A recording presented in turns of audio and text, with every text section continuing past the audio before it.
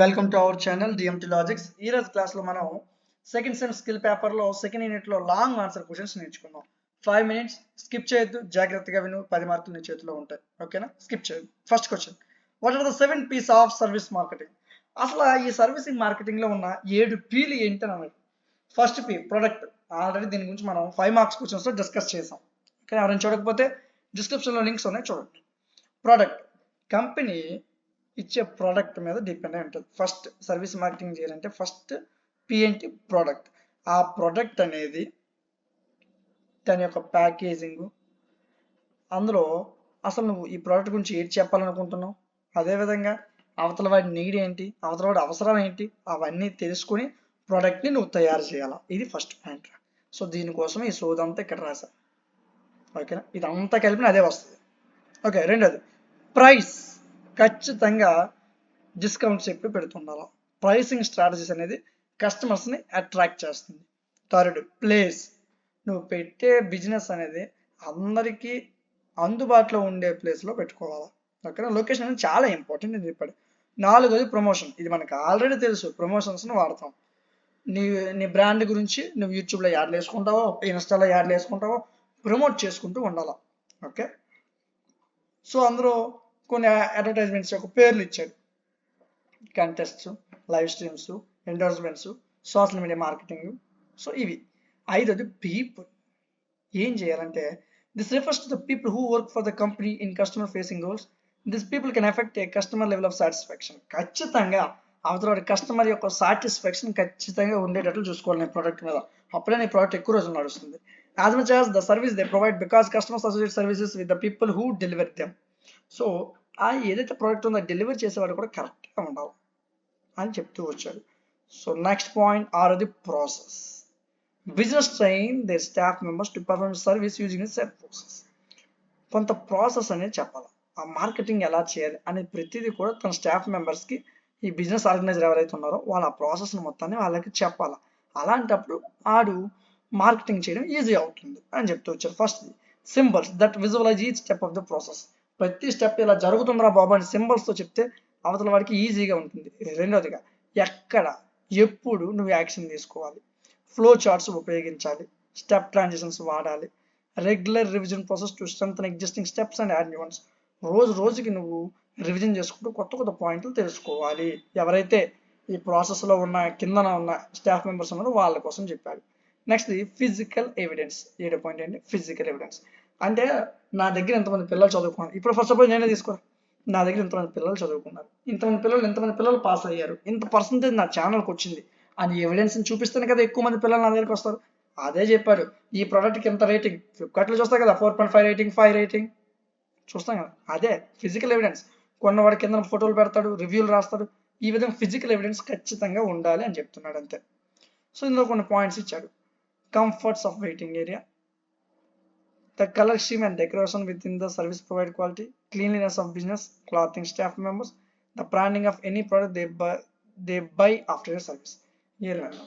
So customer ఏదైనా నీ దగ్గరికి వచ్చాడు, వాడు ఖచ్చితంగా వెయిటింగ్ ఏరియా నీట్గా ఉండాలి. ఇప్పుడు ఫోటోషాప్కి వెళ్ళావు, అది కూడా ఒక మార్కెటింగ్ ఏనా, ఫోటో స్టూడియో కూడా బయట ఉన్న మా వెయిటింగ్ ఏరియా అనేది నీట్గా ఉండాలి.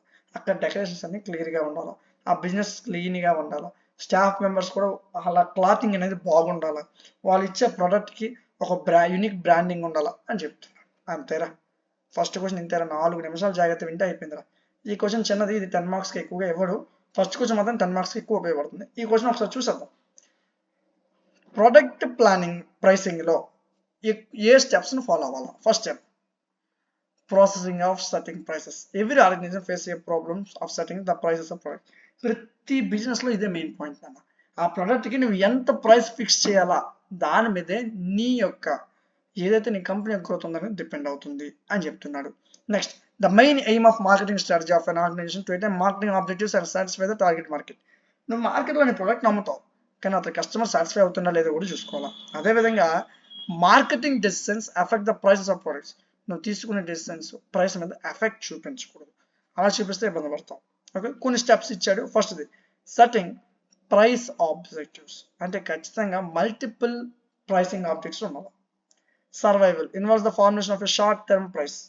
అంటే తక్కువ టర్మ్లో లేదా ఒక ప్రోడక్ట్ని సేల్స్ని ఇంక్రీజ్ చేయడం కోసం మనీ తగ్గిస్తాం. మనం ఎవ్రీ సండే ఆఫర్ పెడతాం కదా, సో అది.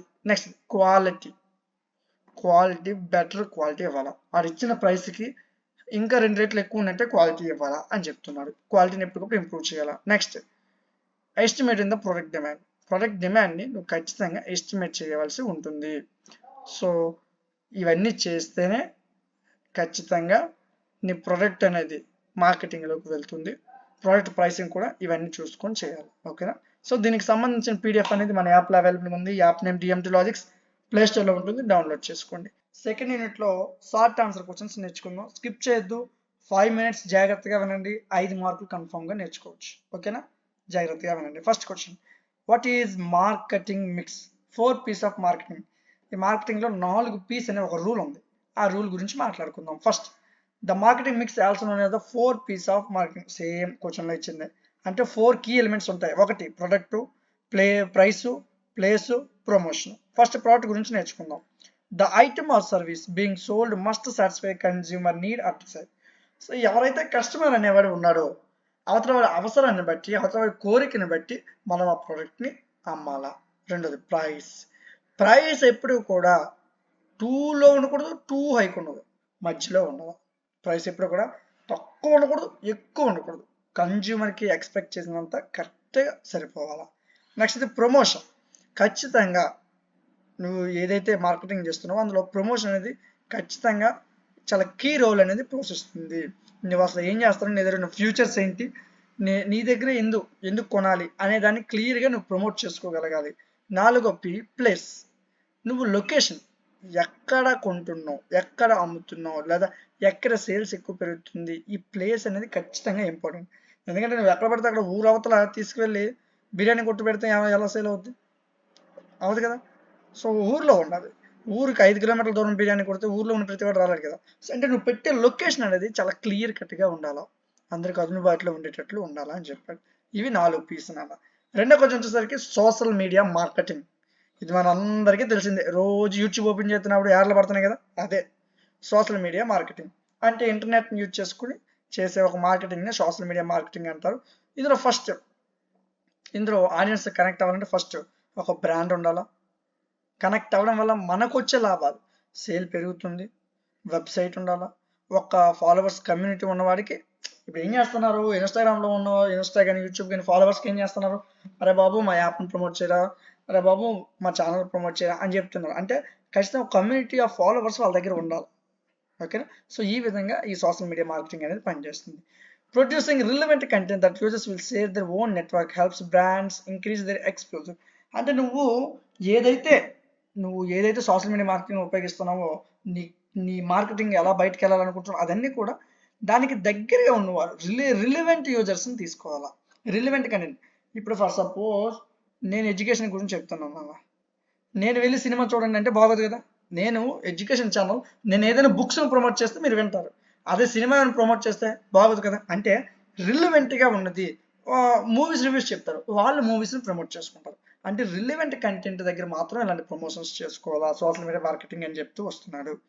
సో ఇలా చేయడం వల్ల నీ యొక్క ఏదైతే నీ కంపెనీ ఎక్స్పెన్స్ ఉందో ఆ ఎక్స్పెన్స్ అనేది పెరుగుతుంది అని చెప్పాడు. ఓకే, సరే నెక్స్ట్ క్వశ్చన్ చూస్తే అసలు అడ్వర్టైజింగ్ అంటే ఏంటి? అడ్వర్టైజింగ్ అనేది ఒక marketing tactic involving play four space to promote A product. ఒక ప్రోడక్ట్ని కానీ ఒక సర్వీస్ని కానీ దేన్నైనా ఒక మార్కెటింగ్ టాక్టిక్తో ప్రమోట్ చేయడాన్ని అడ్వర్టైజింగ్ అంటారు. సో ఏదైతే ప్రమోషన్ చేస్తున్నామో ఆ ప్రమోషనల్ మెసేజ్ని అడ్వర్టైజ్మెంట్స్ అంటారని చెప్పాడు, లేదా యాడ్స్ అంటారు. ఓకే, అడ్వర్టైజ్మెంట్స్ అన్న యాడ్స్ అన్న ఒకటి. యూట్యూబ్లో తిప్పుతున్న షార్ట్స్ అప్పుడు యాడ్లు పడుతున్నాయి కదా, అంతే, అందరికీ తెలిసిందే, సొంతంగా రాయాలా. ఓకేనా? The goal of advertising to reach more people more lastly. అసలు అడ్వర్టైజింగ్ ఎందుకు చేస్తున్నారు? నేను ఎక్కువ మందికి తెలియాలి, నా ఛానల్ ఎక్కువ మందికి తెలియాలా, నా ప్రోడక్ట్ ఎక్కువ మందికి తెలియాలా, దీనికోసమే కదా అడ్వర్టైజ్మెంట్ చేస్తాం. అదే చెప్పాడు, ఎక్కువ మందికి తెలియాలా, ఎక్కువ మంది సర్వీస్ తీసుకోవాలి, ఎక్కువ మంది కొనాలా. Next advertising.